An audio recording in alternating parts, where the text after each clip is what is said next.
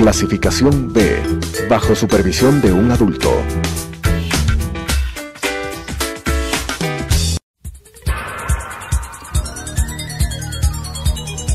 Las opiniones vertidas en este espacio por la producción y dirección del programa son de exclusiva responsabilidad de sus autores y de quienes intervienen en ellos.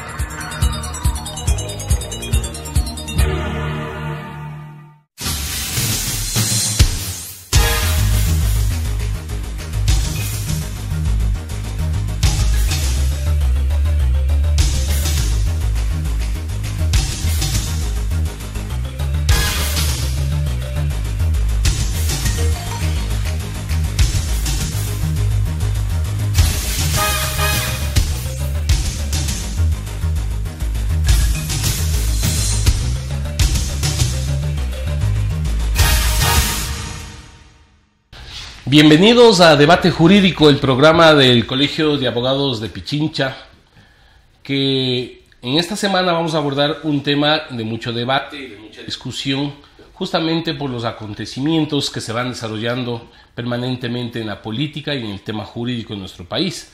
Entonces hemos escogido el tema de esta semana: hacia dónde debe ir la administración de justicia en el Ecuador. ¿Y quién más para tratar este tema que nuestra querida amiga, la doctora Yolanda Yupanqui, ex decana de la Facultad de Derecho de la Universidad Central, académica universitaria? También es parte del directorio del Colegio de Abogados de Pichincha. Y ahorita, gracias por aceptar la invitación. Bueno, el Consejo de Participación Ciudadana y Control Social Transitorio, como todos sabemos, cesó a los vocales del Consejo de la Judicatura.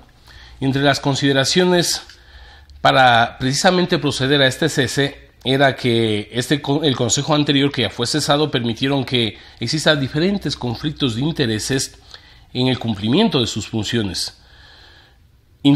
Se les acusó inclusive de interferir en las decisiones de los jueces a través del error inexcusable, como un mecanismo privilegiado que se utilizó mucho desde el Consejo de la Judicatura para tener una interferencia sistemática del Consejo de la Judicatura. Entonces queremos, en primer lugar, tu opinión, Yolita. ¿Hubo esta falta de independencia en el Consejo de la Judicatura que cesó en relación al gobierno del presidente Correa?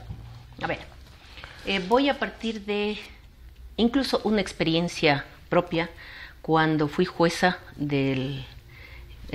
pertenecía a la función judicial durante 37 años y habiendo sido jueza yo viví prácticamente esas situaciones.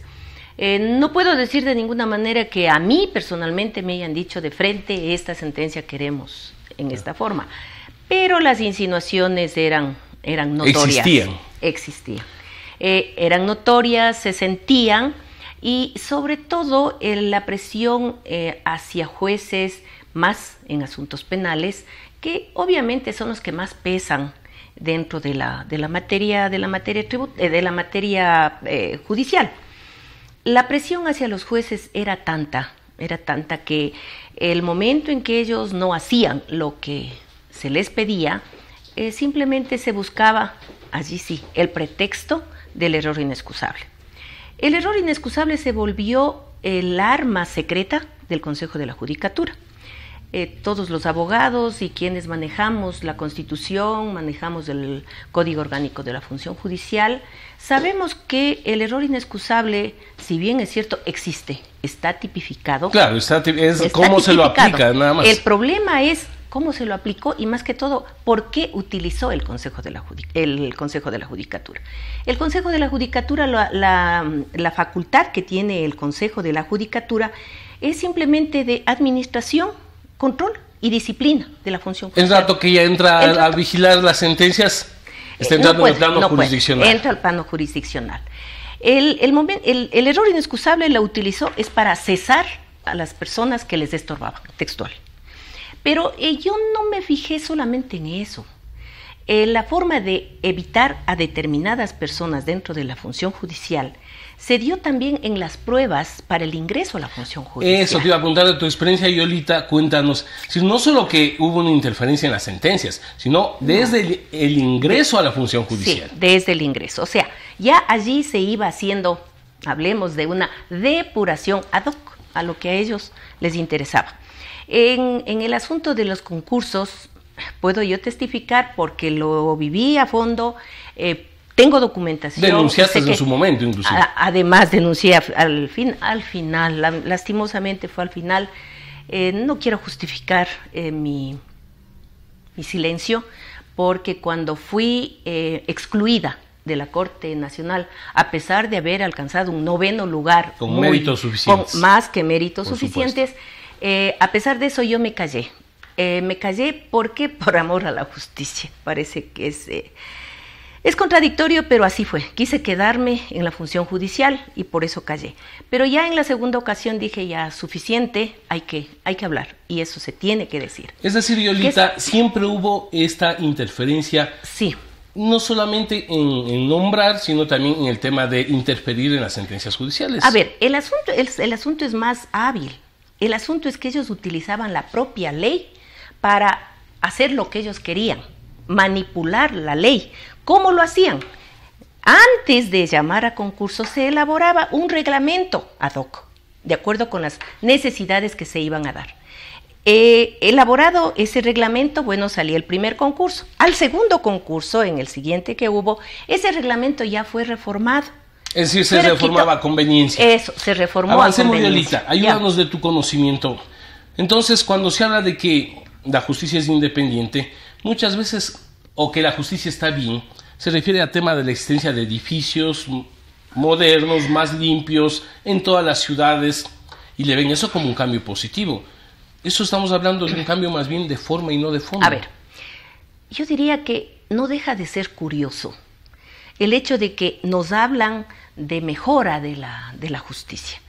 Pero partamos del Consejo de Participación, del Consejo de la Judicatura Transitorio, en donde se nombraron a 3 personas, que de los cuales había uno que era ingeniero. Claro. Entonces, en informática. En informática, la pregunta es, ¿cómo así? Si era para la función judicial. La justificación fue que él iba a manejar este asunto de la informática para que se haga más rápido y todo lo demás, pero a la final él seleccionaba jueces, entre esos jueces de la Corte Nacional. Entre esos, él me puso 1/10 en mi intervención para la Corte Nacional. Diría, es decir, podría estar ahí en Consejo de Judicatura si ellos se dedicaran solamente al tema administrativo. A su actividad. Y no a opinar realmente sobre los temas judiciales. Este señor no tenía la menor calidad para poder calificar a jueces de la Corte Nacional. Entonces, la existencia de edificios no es todo. Es que el edificio es materia. El hacer justicia es algo supremo. El hacer justicia es algo que nace del ser humano, es parte intrínseca del ser humano. Yo puedo hacer justicia en un parque. Por supuesto. Yo puedo hacer justicia en un parque, no necesito un edificio enorme, ni un edificio cómodo, ni con butacas, ni con aire acondicionado. Porque sin embargo yo me atrevería a decir, Yolita, que ni eso no funcionó, porque se siguió una justicia demorada. A eso es a lo que yo me refería, que realmente es curioso. Se invirtió tanto dinero, edificios con comodidad, distribución de los jueces, etcétera, etcétera, y sin embargo seguimos quejándonos de la justicia. Ahora, si tú me preguntas a qué le atribuyo yo te diría que lo material posiblemente ni lo llenaron, pero bueno, algo hicieron. Pero en lo humano, no. En lo humano se quedaron muy lejos. ¿Por qué? Precisamente por estas formas de manejar la elección de jueces, por manejar la disciplina de la función judicial, por manejar el engranaje mismo de la función judicial. Yolita, como decíamos, muchos jueces fueron sancionados y retirados de sus cargos por este famoso error inexcusable, figura que debe ser administrativa. ¿Se abusó de esta figura entonces? Claro. Y eran con errores que digamos prácticamente inexistentes, porque ¿cómo puede un funcionario del Consejo de la Judicatura, cuya función es administrar, calificar si una sentencia estuvo bien o mal hecha? Vayamos a la hipótesis de que la sentencia realmente estuvo mal hecha. Sí, puede ser, porque un juez es un ser humano. Por supuesto. Es un ser humano que puede equivocarse. Digamos que en el peor de los casos este juez se equivocó. ¿Pero a quién le corresponde? ¿A quién le corresponde decir si esta equivocación existió o no? Es a otro juez y a un juez superior, no a una persona que está dedicada a la mucho administración. Respeto a un empleado administrativo. No puede, no debería, no debió.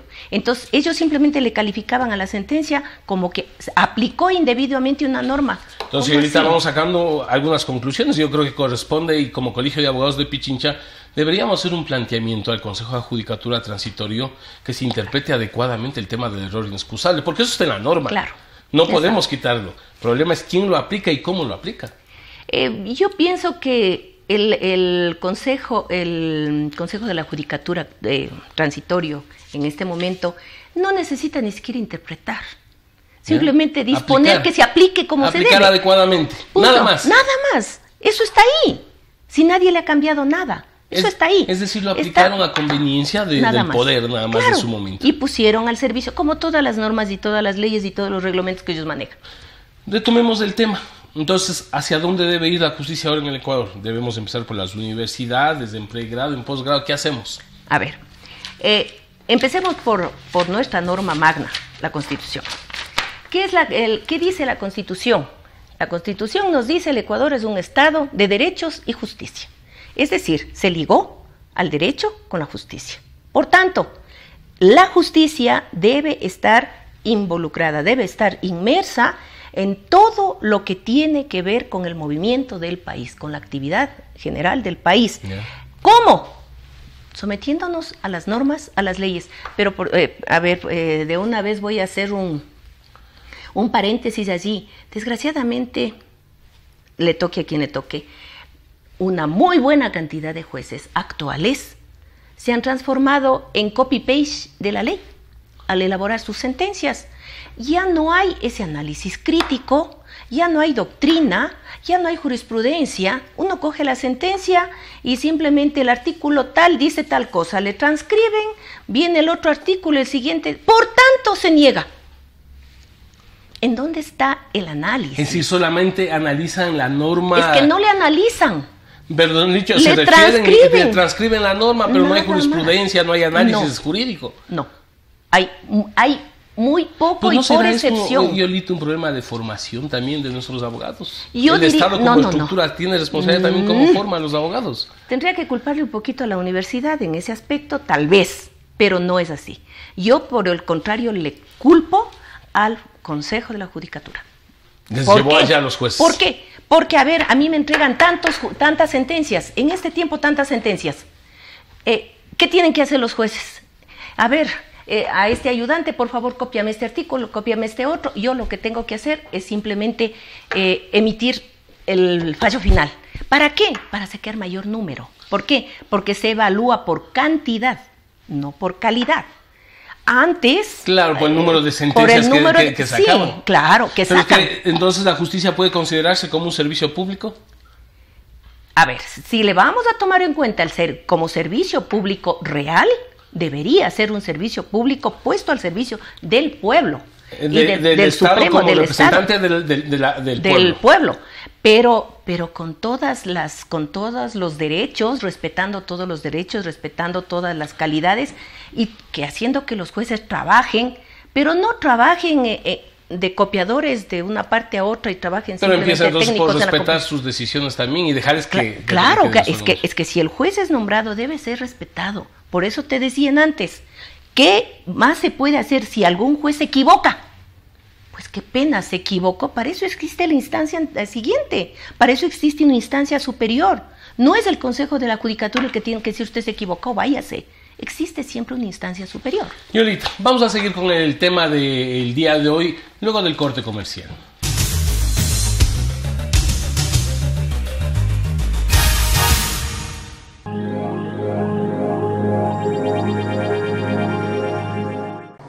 Adriana, cancélame todas las reuniones. No voy a ir a la oficina. Estoy con una jaqueca que no aguanto. ¡El jefe no viene!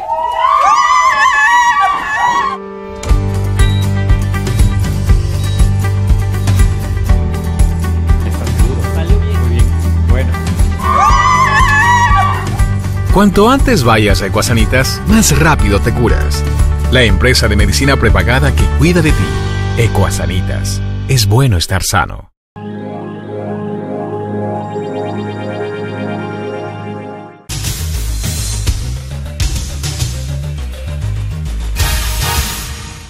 Continuamos con Debate Jurídico, el programa del Colegio de Abogados de Pichincha. Indudablemente a quienes recién nos sintonizan, estamos hablando de a dónde debe caminar la justicia en el Ecuador, hoy que existen cambios en sus estructuras y en sus dirigencias, para lo cual contamos con la doctora Yolanda Yupanqui, exdecana de la Facultad de Derecho de la Universidad Central y académica universitaria. Y ahorita vamos conceptualizando algunas cosas. Cuando hablamos de justicia, ¿cuáles deben ser sus características en un país en el que existe democracia? A ver, partamos del hecho de ¿qué es democracia? Si voy solamente por el significado etimológico, demos, pueblo, gracia, poder, el poder en manos del pueblo. Si es que esto se da, ¿qué es lo que se aspira de la justicia? Que la justicia esté al servicio del pueblo. ¿Quiénes somos el pueblo? Todos. Y a todos los ciudadanos deben respetarnos y hacer respetar nuestros derechos y nuestros potenciales y poner todos al servicio del país, nuestra capacidad para que esos derechos sean respetados tanto por los autoridades cuanto por los ciudadanos. ¿A qué me refiero? A que sí, el gobierno tiene el poder, pero el poder tiene que estar al servicio del pueblo. Y en materia de justicia tiene que estar para solucionar los problemas y controversias que se den entre los ciudadanos de la mejor manera posible. Entonces, ¿de qué depende que exista una buena sentencia? A ver, para que exista una buena sentencia se necesita méritos, experiencia, conocimiento, formación académica, formación intelectual. De los jueces. Yo diría que esto es lo que se ve. Pero eso no ha pasado en la última década, pues es el compadrazgo el que Pero veamos, es que no solamente es de eso. Bueno, de eso ha habido ya falencias en esos aspectos, pero además de eso se necesita gente que sea moral, gente que sea crítica, gente que diga, a ver, esto es así, pero no, yo le veo así, analizamos, que sea analítico, que compare jurisprudencia de un país con otro, que se proyecte hacia afuera, que se proyecte hacia el futuro, que no se queden en las normas que están y que se queden estancados, que tengan modelos de sentencias en donde solo el ayudante o el estudiante que va a practicar solo llena los espacios. Por favor, eso es decir, esas deberían ser las características de los que aspiran a ser jueces. Sí, tienen que tener muchos valores, muchas cosas. Y de allí yo estoy segura de que me vas a salir con que, ¿y ahora cómo sacamos eso? A ver, perfecto. ¿Dónde están? ¿Dónde están? No, a ver, primero, ¿dónde están? No, bueno, ¿dónde están? Existen hombres y mujeres en este país. Valiosos. El problema es de que tenemos una experiencia que han sido otros los mecanismos de escoger. Y precisamente por esos mecanismos inadecuados para escoger, es que la gente que vale no se presta, no se asoma y no se presenta. No participa concursos. Porque ¿Para sabe... qué? Es lo que yo hice en la última elección. Y el rato que vi que la cosa se torcía, les dije muchas gracias, hasta ahí nomás, mejor me voy. Fíjate, personas valiosas como tú y como otros abogados, no. Ver un resultado donde pierdes, quedas por abajo por no tener una relación con el poder en ese momento, más bien es un demérito. ¿Para qué? Claro, es que si uno se mete y sale que perdió, bueno, eso ya no le agrada absolutamente a nadie. Yo había pensado, sí, el reglamento para elección debe existir, perfecto, pero un reglamento que se ajuste a las verdaderas necesidades. No le descarto la existencia de una prueba de conocimiento, una prueba de experiencia, de capacidad, perfecto, pero para mí es mucho, mucho más importante las pruebas psicosométricas, pruebas psicológicas, pero no las pruebas psicológicas que alguna vez nos aplicaron, en la que nos ponían si es que tenemos fobia a alguna cosa. Por ahí algún aspirante salió con que él tenía fobia a las ratas y le desecharon porque decía que un juez ya no puede ser juez. No pudo ser juez. Pero sí hay evaluaciones psicológicas en donde miden tu capacidad, miden las habilidades, miden la capacidad de crítica, de autocrítica. Existen esas pruebas. ¿Por qué no usar eso para este tipo también de personas? Y una cosa para mí fundamental, ojalá se pudiera medir. Por Dios, un juez debe tener vocación. como los maestros. Un maestro sin vocación es una persona que lee y habla sin sentido muchas veces, pero el que tiene vocación es otra cosa. Nos has dejado claro algunos elementos respecto a las características, a los requisitos de los aspirantes a jueces, cómo deben ser, pero aquí todavía tiene un papel que cumplir el Consejo de la Judicatura, y hoy contamos un Consejo de la Judicatura transitorio. ¿Qué debería ofrecer el actual Consejo de la Judicatura al país? A ver, el Consejo de la Judicatura, al ser un organismo administrativo, si bien es cierto, siempre lo he dicho, el mejorar la justicia no está en la organización ni en la administración pura, no. El mejorar la justicia está en mejorar la calidad humana. ¿Por qué? Porque quienes hacen justicia, quienes ejercen la administración de justicia, somos las personas, somos seres humanos, y a estas personas debe estar encaminada precisamente esto. Yo diría que el Consejo de la Judicatura debe fijarse en dos grandes aspectos. Uno, el aspecto material, que dicen que está todo lleno, ¿no? Y que está perfecto, entonces ya no tendría nada que hacer. Tendría que dedicarse al aspecto humano. ¿Cuál es el aspecto humano? Dotar a la justicia de jueces probos, jueces valiosos, jueces inteligentes, que no tengan interés, que no vayan a buscar trabajo por el sueldo, que vayan a buscar trabajo porque quieren servir. A más del sueldo. Sí, pero mira que hay situaciones y situaciones. No quiero decir que soy yo, pero si tuviera que elegir entre sueldo y función que yo quiera desempeñar como a mí me gusta, yo me iría por la función. Porque claro, en realidad es complementario. Obviamente, como se dijo muchas veces, el momento en que un juez es mal pagado es víctima de la corrupción, porque se le presentan. ¿Eso será con la gente bien preparada, con la gente moral? No, la gente que es moral, la gente que tiene valores, la gente que tiene esa conciencia de valor, esa persona no se vende por nada del mundo. El Consejo de Judicatura actual transitorio tiene muy corto tiempo. Sí. No creo que lo pueda atender todos los problemas. Pero según tu punto de vista, ¿qué problemas debe apuntar a solucionar este Consejo transitorio? A ver, primero tendría que establecer cuáles van a ser las autoridades básicas de la Judicatura. Al menos hablemos de directores, hablemos de autoridades principales dentro de la función judicial, para que a través de mecanismos que preestablezca el Consejo de la Judicatura transitorio, ellos empiecen, porque en tan poco tiempo no se va a poder hacer mayor cosa. Por lo menos sienten la base de la posibilidad o de la necesidad de ese cambio. Nada más, va a ser bien difícil, porque un concurso, ¿cuánto tiempo dura?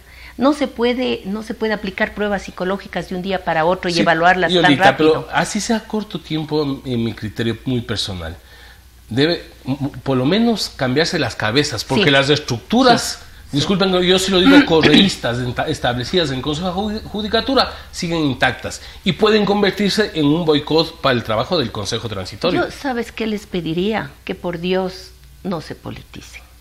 Es lo primero que les pediría. Manténganse en su línea, no sé de qué línea sean, no sé cómo Parece sean. Que tenemos muy amplio, muy general. Pero por Dios que no se politicen, que no permitan que la política empiece a entrar por ahí. El momento que entra la política, dejan de tener ese aspecto de libertad. Entonces tienen que ceñirse a lo que se les pide, y eso sería una atadura.